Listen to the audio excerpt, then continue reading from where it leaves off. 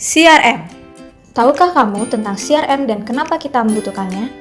Sebelum kita membahas CRM, mari kita mengenal tentang Customer Journey. Customer Journey terdiri dari 3 tahapan, yaitu Leads, Customer, dan Loyal Customer.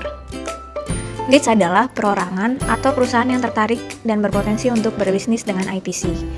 Leads dapat dikatakan sebagai calon pelanggan yang potensial menjadi pelanggan perusahaan. Leads dapat diperoleh melalui berbagai cara, antara lain workshop, event, maupun kunjungan langsung ke pelanggan. Pada akhirnya, lead diharapkan bergabung menjadi pelanggan IPC. Definisi pelanggan bagi IPC adalah perorangan atau perusahaan yang melakukan transaksi dan memanfaatkan jasa kapal, barang, serta rupa-rupa di lingkungan IPC. Dengan meningkatnya jumlah transaksi pelanggan akan mendorong kenaikan pendapatan bagi IPC. Pelanggan yang memiliki komitmen dan sikap positif terhadap IPC masuk ke dalam kategori loyal customer. Untuk memperoleh loyal customer, diperlukan program-program retensi pelanggan seperti kunjungan rutin, penghargaan kepada pelanggan potensial, customer gathering, serta kegiatan lain yang berpotensi meningkatkan hubungan baik dengan pelanggan. Jadi, bagaimana cara kita mengelola semua itu? CRM.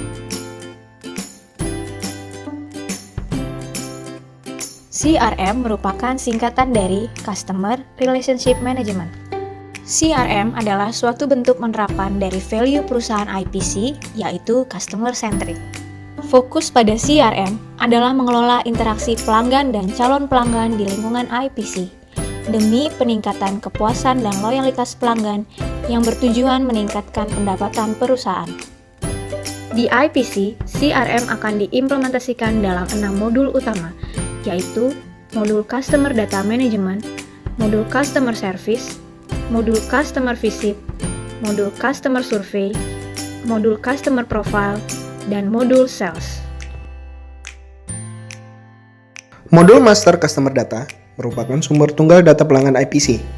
Data pelanggan yang diinput pada modul tersebut akan didistribusikan ke seluruh aplikasi operasional dan keuangan di IPC.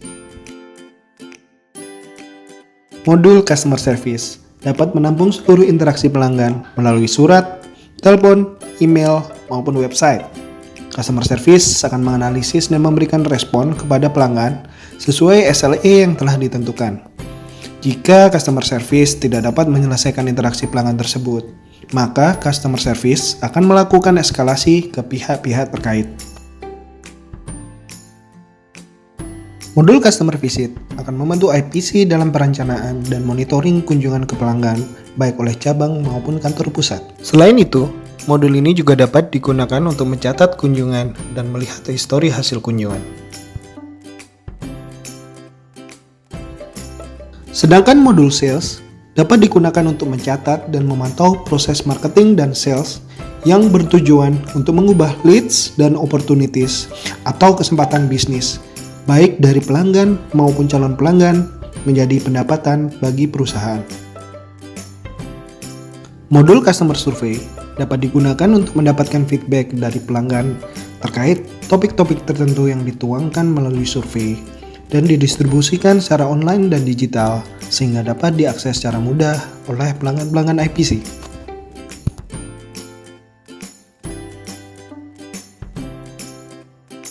Modul Customer Profile akan menampilkan informasi tentang pelanggan secara menyeluruh, baik dari aspek finansial maupun operasional, sehingga dapat digunakan untuk menganalisa kontribusi pelanggan ke perusahaan.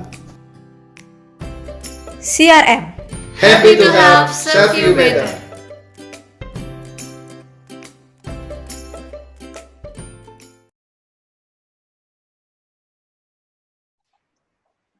Ngomong.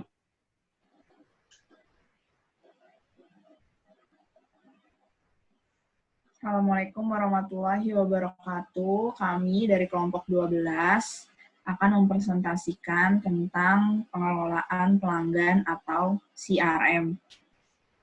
Pertama, saya Amelia Susanti, kemudian ada rekan saya Areni Sabrina Ginting, kemudian Oka Heriawan, dan Ari Afriandi.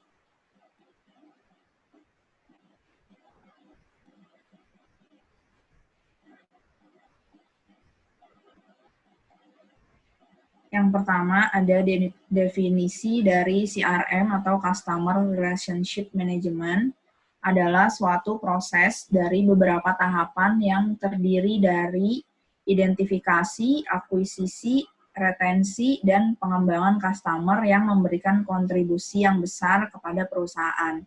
Dengan cara memfokuskan strateginya yaitu dengan cara menjaga hubungan dengan customer secara efektif dan efisien, sehingga hubungan tersebut menjadi hubungan seumur hidup atau lifetime yang menguntungkan.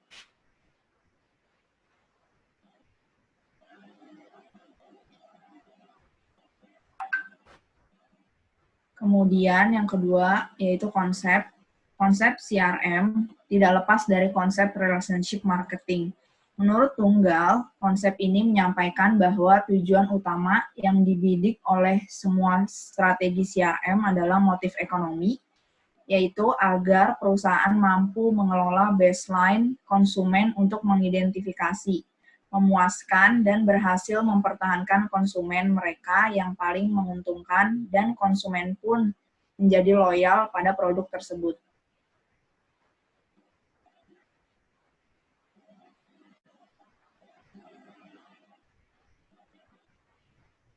Kemudian terdapat tujuan dari CRM sendiri, yaitu yang pertama, membangun database pelanggan yang kuat, yang kedua, membuat profil dari setiap pelanggan, yang ketiga, analisis profitabilitas dari tiap-tiap pelanggan, dan yang keempat, interaksi dengan pelanggan yang lebih targeted dan customized.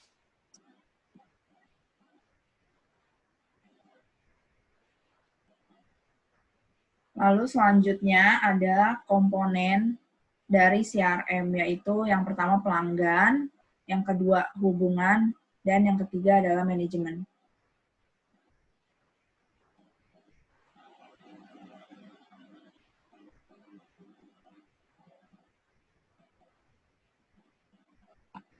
Kemudian tahapan utama nilai rantai, yang pertama ada primary stage, dan yang kedua ada supporting condition. Di primary stage itu dibagi menjadi 5, yang mana customer portfolio analysis, customer intimacy, networking development, value proposition development, dan yang terakhir manage the relationship. Dan yang kedua, supporting condition, yaitu dibagi menjadi 5, culture dan leadership, procurement process, human resources, management process, IT atau data management process, dan yang terakhir organization design.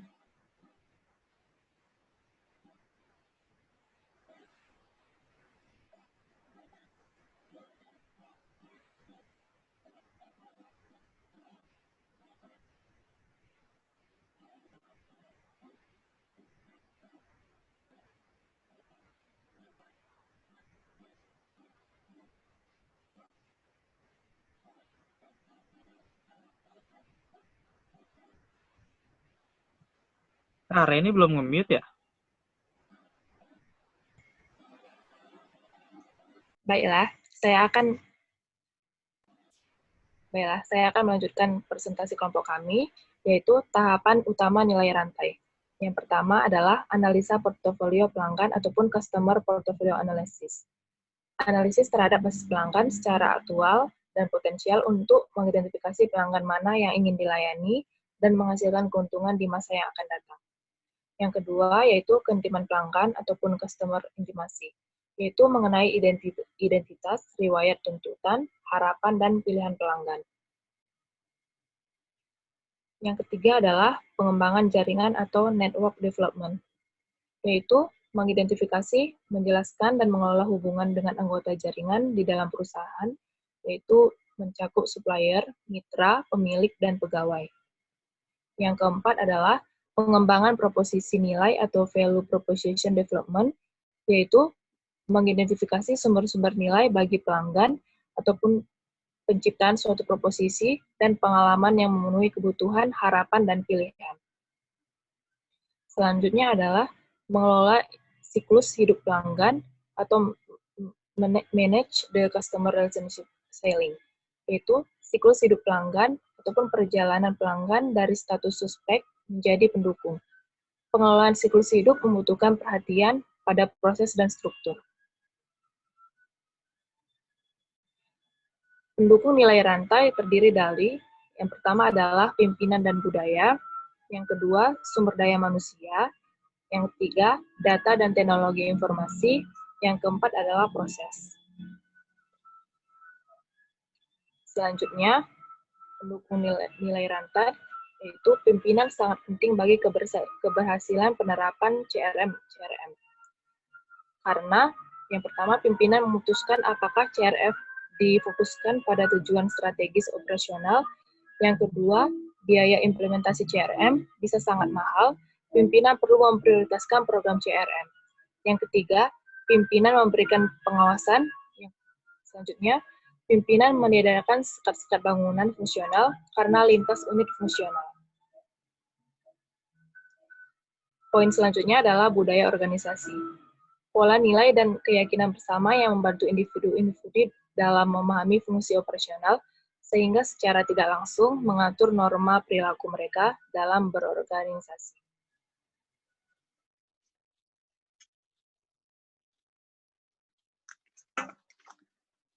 Ya, oke, baik. Ini akan saya lanjutkan untuk slide selanjutnya. Di sini untuk pendukung nilai rantai ada data dan teknologi informasi.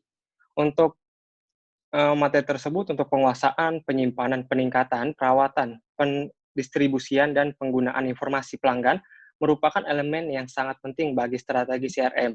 Persyaratan data untuk strategi CRM ditentukan oleh keputusan dan kegiatan yang dibuat dan dilakukan melalui kelima tahapan utama rantai nilai CRM tersebut. Oke, untuk selanjutnya adalah sumber daya manusia atau SDM. SDM merupakan elemen yang paling penting dalam kinerja strategi CRM, karena SDM mengembangkan strategi CRM. Yang kedua, SDM memilih solusi teknologi informasi.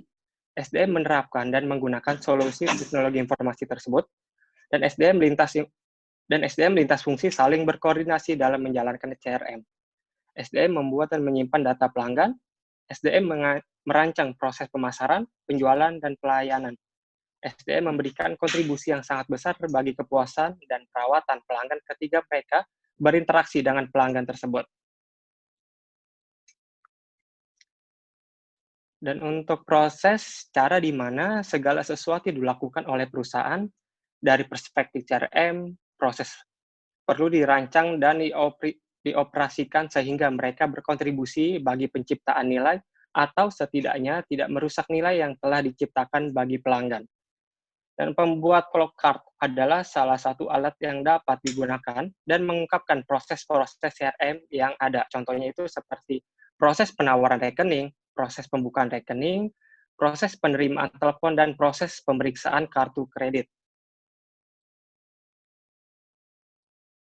Dan untuk karakteristik penerapannya tersendiri ada mengidentifikasikan pelanggan mana yang akan dilayani, memahami tuntutan pelanggan saat ini dan di masa mendatang, proses dan berbagai pengetahuan tentang pelanggan di seluruh perusahaan, mengukur hasil pelanggan, yakni kepuasan, perawatan, nilai membeli di masa mendatang, perilaku memberi rujukan atau word of mouth, share of wallet, seperti itu.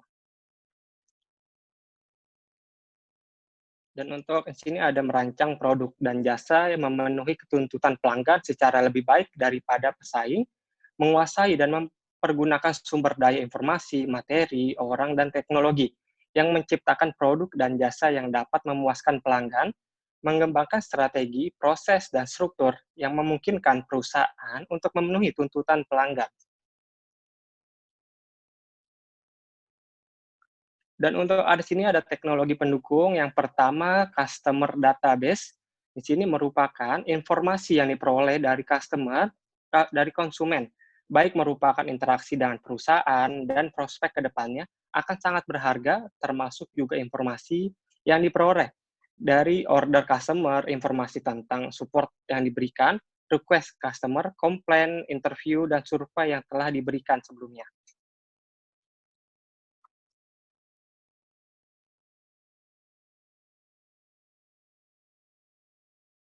Oke, dan yang kedua ini ada customer intelligence.